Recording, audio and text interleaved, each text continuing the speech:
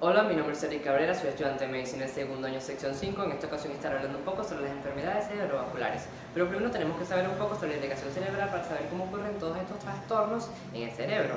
El cerebro se encuentra irrigado por dos pares de arterias, una a nivel anterior que son la arteria carótida interna y una a nivel posterior que son las arterias vertebrales. Estas a su vez se van a unir para formar el polígono de Willis, que el polígono de Willis es una estructura en forma hectagonal que se encuentra ubicada en la base del cerebro y proporcionará a la irrigación cerebral.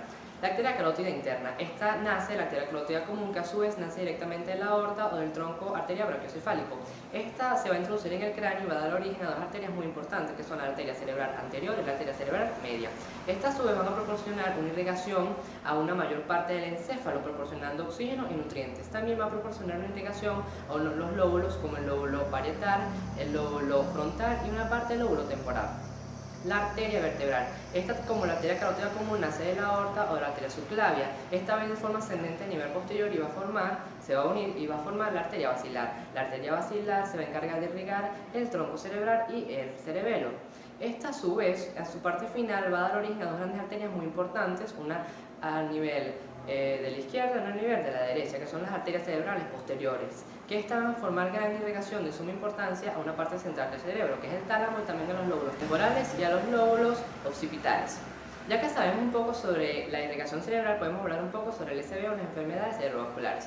Las enfermedades cerebrovasculares son, o aploplegias, que son los infartos cerebrales, son un conjunto de trastornos neurológicos agudos que se ocasionan por una insuficiencia del flujo sanguíneo, que puede ser ocasionado por una oclusión de la luz, ya sea por un trombo, un émbolo o una ruptura de un vaso, o por otros trastornos que pueden ocasionar un daño en la permeabilidad de las paredes vasculares. El SB lo podemos clasificar según su etiología en dos tipos, ya sea un SB isquémico o un SB hemorrágico. El SB isquémico. El SB isquémico se produce cuando hay una interrupción o una insuficiencia del flujo sanguíneo, lo cual esto va a provocar una isquemia o un infarto cerebral en una zona focal o en una zona en específica. Esto va a ser ocasionado por una obstrucción o por un taponamiento vascular. Su etiología. Su etiología se puede dividir en tres, siendo una etiología de una isquemia aterotrombótica, una isquemia cardioembólica o una isquemia cerebral de vasos pequeños. Una isquemia aterotrombótica es aquella que se produce cuando ocurre una formación de una placa de ateroma en la parte interior de un vaso sanguíneo.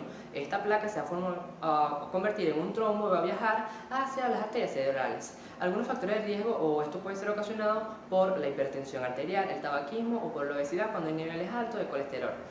La isquemia cardioembólica, esta se produce cuando en el corazón se produce un trombo. Dicho trombo va a viajar posteriormente a la arteria carótida y posteriormente seguirá viajando hasta llegar hasta las arterias cerebrales, produciendo así una oclusión. Esto puede ser ocasionado por una fibrilación auricular o una estenosis mitral.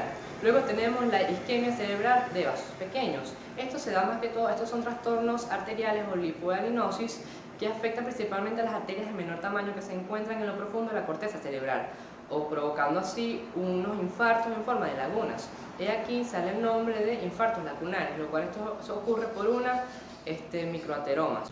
La fisiopatología.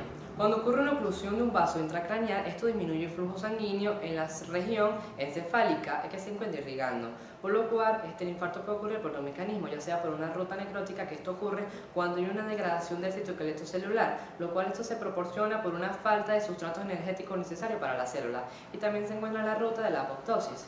La isquemia produce una necrosis cuando se priva la neurona de la glucosa, y si no hay glucosa no puede realizar un buen funcionamiento la producción de ATP en mitocondrias, lo cual esto proporciona que la neurona realice una despolarización con un aumento en la penetración de calcio.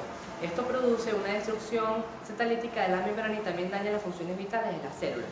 La clínica. La clínica para el SB isquémico va a depender de la arteria que se encuentra alterada. Cuando se encuentra una alteración en la arteria cerebral anterior, esta es la que se encarga de irrigar la parte media de la corteza cerebral. Esta proporciona una función sensitiva y motora para el pie, la pierna y la cadera. Sus alteraciones son una paraplegia, una cinesia, una apraxia idiomotora, una hipostasia crural y también una incontinencia urinaria. Cuando es a nivel de la arteria cerebral media, esta es la que se encarga de la función sensitiva y motora del miembro superior y del rostro. Esto puede causar una hemiplegia, una afasia, una disartria y también una hemiagnosia homónima. Cuando es a nivel también de la arteria cerebral posterior, esta es la que se encarga de la irrigación del lóbulo occipital. Es decir, que más que todo va a ver con la visión, donde se puede causar una hemiagnosia homónima, una agnosia visual, también una alexia y también una calculia. El diagnóstico. El diagnóstico para el SB isquémico se basa más que todo mediante una buena redacción de la historia clínica, donde se ve enfocada específicamente la hora y la presentación de los síntomas. También se pueden implementar unos exámenes como son el hemograma básico, un perfil bioquímico. También se pueden realizar exámenes de PT o de PTT, que son exámenes que miden la coagulación, y también el más utilizado es la topografía computarizada, aunque también se pueden implementar los Doppler de tronco supraórtico o craneal.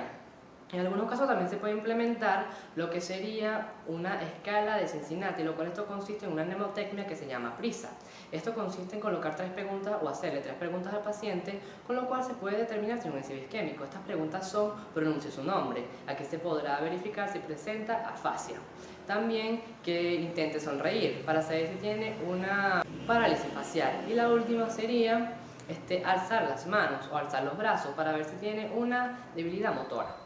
Y por último encontramos el tratamiento. El tratamiento consiste en buscar medidas para que no haya una progresión de los daños, pero toma como prioridades la ventilación y la respiración. También se deben implementar tratamientos para tratar la hiperglucemia o la hipoglucemia, si esta se encuentra presente. También tratar con antipiréticos la fiebre, y es muy importante controlar la hipertensión arterial.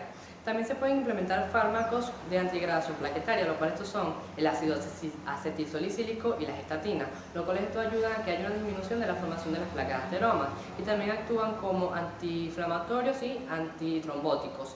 En algunas ocasiones se puede implementar una trombolectomía endovascular, lo cual esto consiste en eliminar el trombo de manera mecánica, pero esto se realiza mucho más que todo en centros médicos especializados. Ahora estaremos hablando un poco sobre el SB hemorrágico. En este caso, esto es una lesión debida a una extravasación de los vasos sanguíneos cerebrales, lo cual esto se va a dirigir hacia el espacio subaracnoideo o el parénquima cerebral. Esto no es un tipo de SB que es mucho menos frecuente, y esto ocurre cuando hay una ruptura de los vasos sanguíneos, lo cual esto va a provocar una liberación hemática. Su etiología.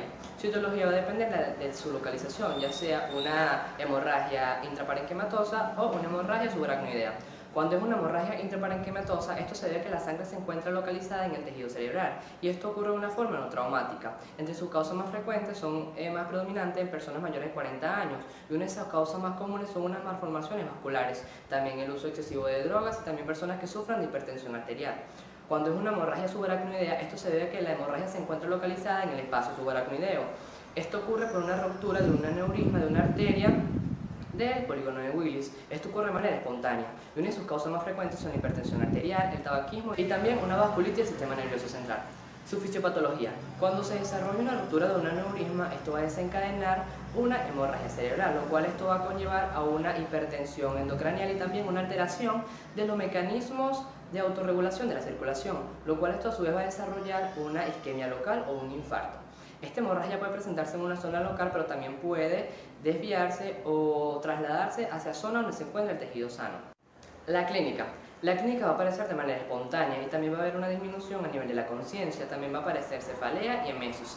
También la hemiplegia se va a hacer un poco más desarrollada o se va a deteriorar conforme pasan las horas.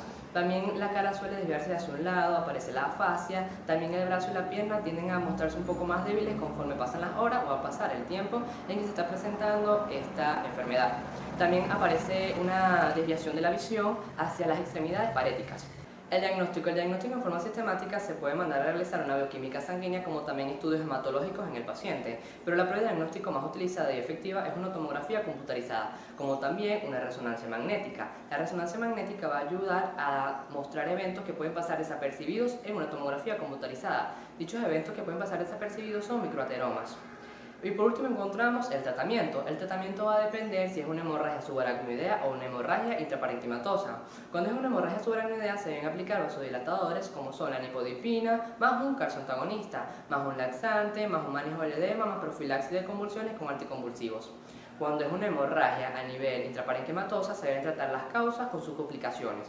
Cuando se presenta una emergencia hipertensiva se deben aplicar fármacos antihipertensivos como son el labetamol, osmolol, nitroglicerina y furosemida. Cuando se presentan crisis convulsivas se deben aplicar anticonvulsivos como lo son el Epamin más una dosis de mantenimiento. En caso de uso indiscriminativo de anticoagulantes se deben aplicar vitamina K más plasma fresco congelado. Y por último, cuando se presenta una hemorragia por tumores se aplican o se administran glucocorticoides como pueden ser la desametasona. Gracias.